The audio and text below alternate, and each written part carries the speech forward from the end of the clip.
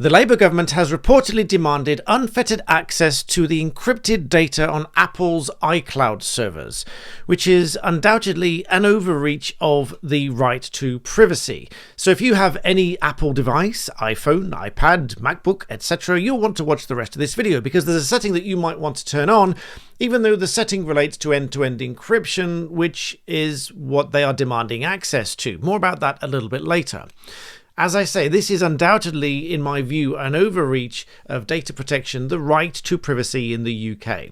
And I'll talk a little bit about that in this video. But first of all, if you do want this brutally honest appraisal of what I see going on, please do subscribe to the channel. Humbly, I think I am one of the very few completely independent sources of information for you. I can give you my honest views, so please do subscribe. I depend on you, so thank you very much for that.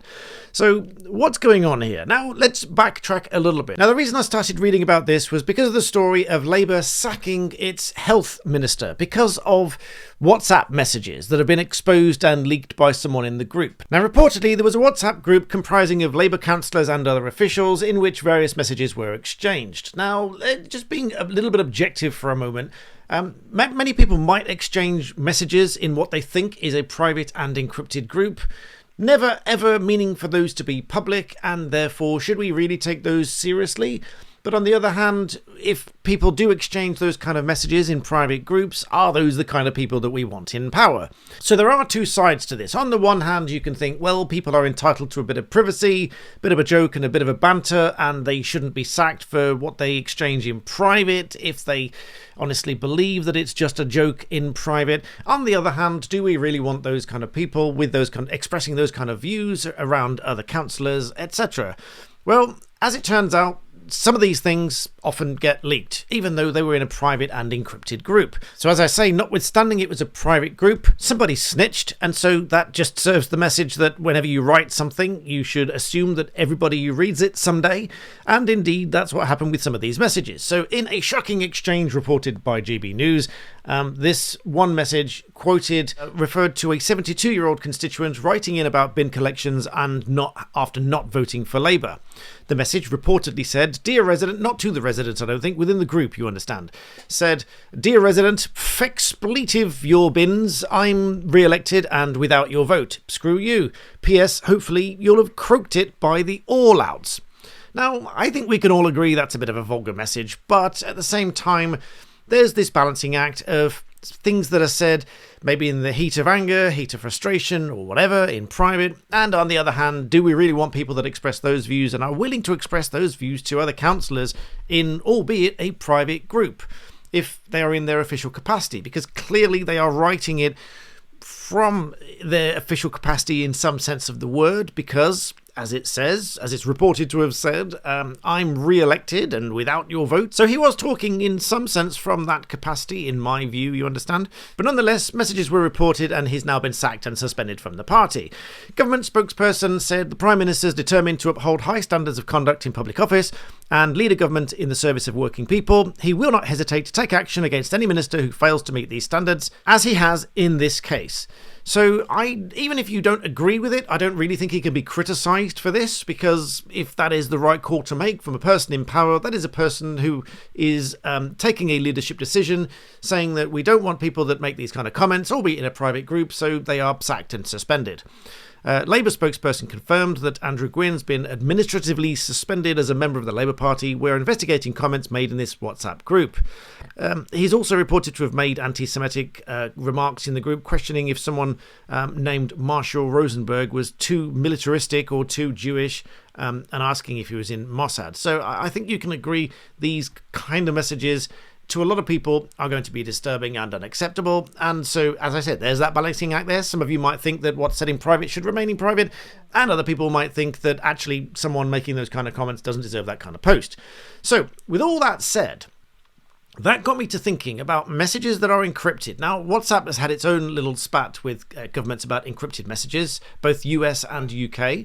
You can read WhatsApp's position statement on its end-to-end encrypted messages on its website. If I remember, I'll link it below. But let's look at encrypted content in general, because under the Investigatory Powers Act, the government, as in the Home Office, can serve what it calls a technical compliance notice to tech companies, meaning we require you as a tech company to comply with whatever capability that we've asked you to do.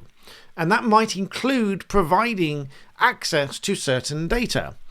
Now, the problem with that is this, and it's reported by the BBC and the Washington Post, and now Sky News have picked it up and various others. The problem with that is this. Now, you don't need to fully understand what end-to-end encryption means to understand the next segment of this video, save to say that you are on one end and your data is stored on the other end. And the data is encrypted, meaning it's all jumbled up. So even if somebody like the government had access to that data, they still can't read what it says without the encryption key, which is a long randomized string of characters which is used to encrypt this data by a complicated algorithm, and therefore without that key they cannot read it. And so suffice to say, only you can read that data if you have that encryption key which is stored on your device. Or for example, in the case of WhatsApp, anyone to whom you send that data and they have the pairing with you so they can read the data, but no one else, so no other third party, not even service providers and hackers and governments and etc., they cannot read that data without that encryption key. Now, here's the problem, because the UK government has reportedly demanded some kind of access to this encrypted data. Now, there is a pause here, because many of you with Apple devices will not even have this turned on.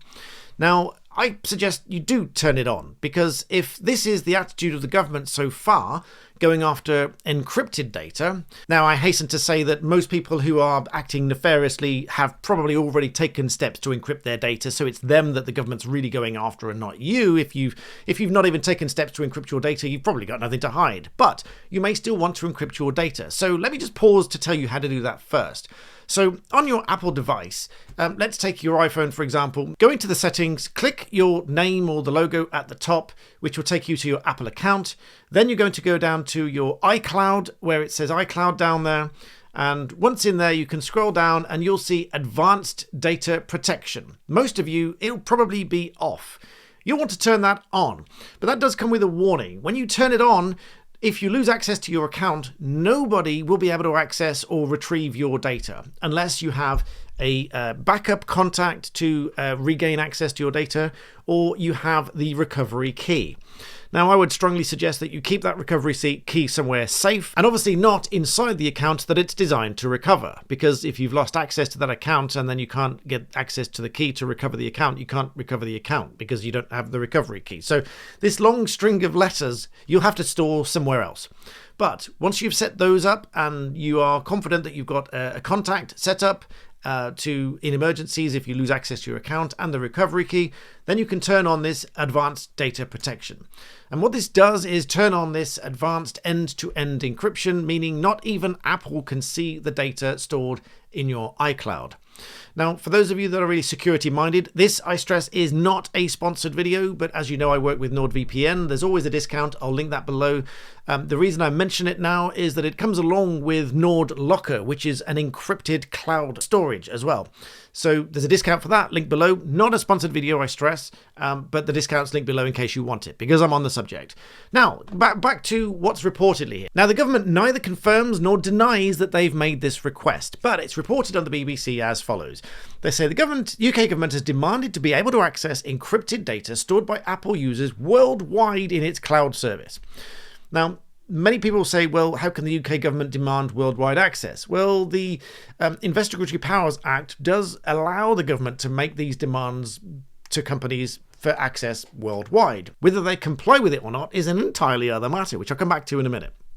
Now, it says reportedly it's been demanded by the Home Office under the IPA, compelling them to provide information, etc. Apple's declined to comment. They say on their website privacy is a fundamental human right, and under the law, this demand cannot be made public. Apparently, it was first reported in the Washington Post, quoting sources familiar with the matter, and the BBC has spoken to similar contacts. So again, they're reporting on people they've spoken to and what they've said. The Home Office official response is, "We do not comment on operational matters, including, for example, confirming or denying the existence of any such notices." Privacy International, the charity, calls it an unprecedented attack on the private data of individuals. I personally agree. I'll come back to that in a minute. Caroline Pallow says this is a fight the UK should not have picked.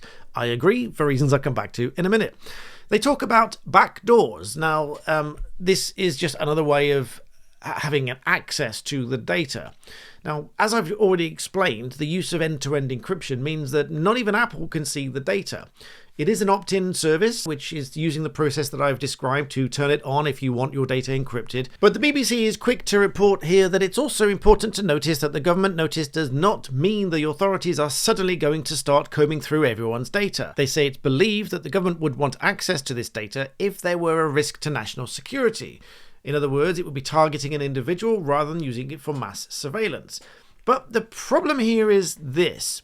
If Apple provides them a way to get blanket access to data, and I say blanket access in the sense that they can access all of it by some kind of backdoor, then they would still have to target a specific individual with specific reasons, and it would have to be a legitimate aim.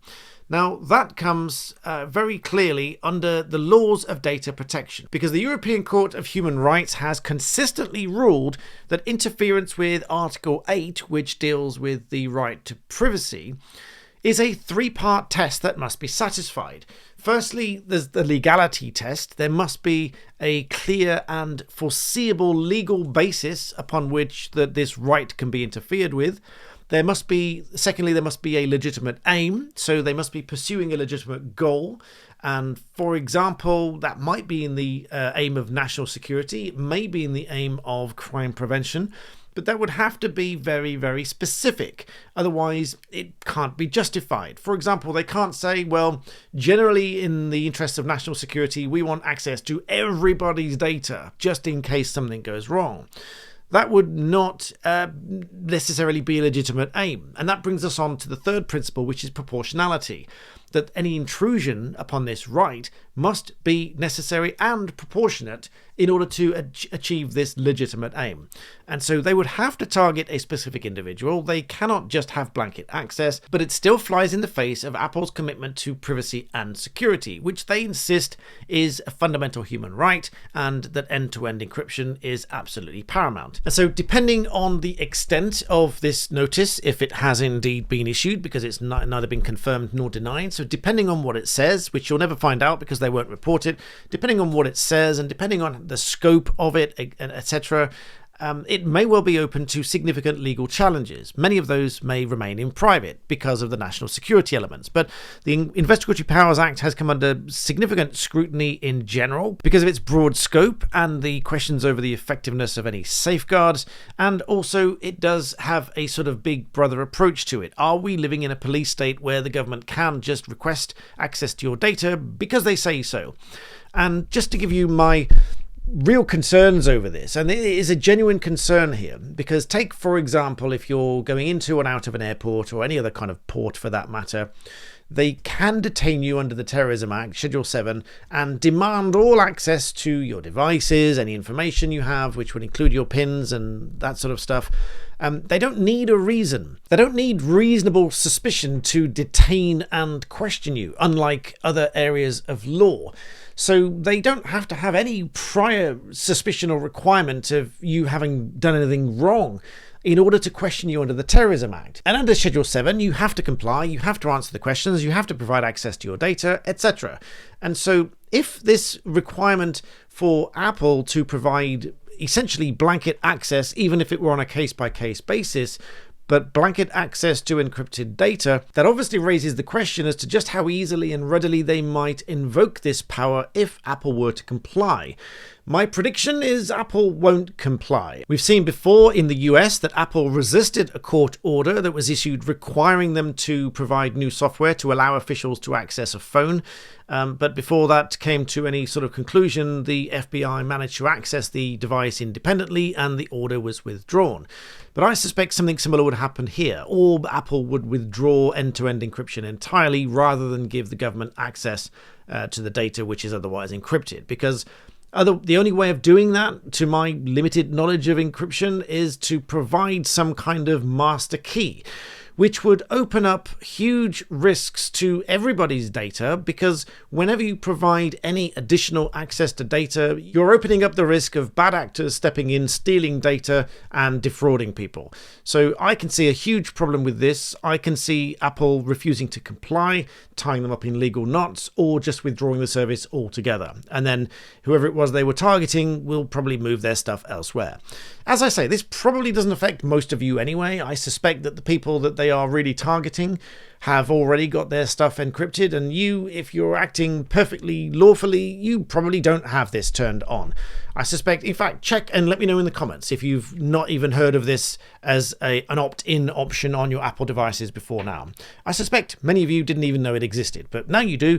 If you want your data to be that little bit more secure, you can go and turn it on, but I do warn you, you need to have a backup contact and the recovery key. Otherwise, if you lose access to your account, say goodbye to all your photos, all your data, everything that you've ever stored, because you won't get access to it again.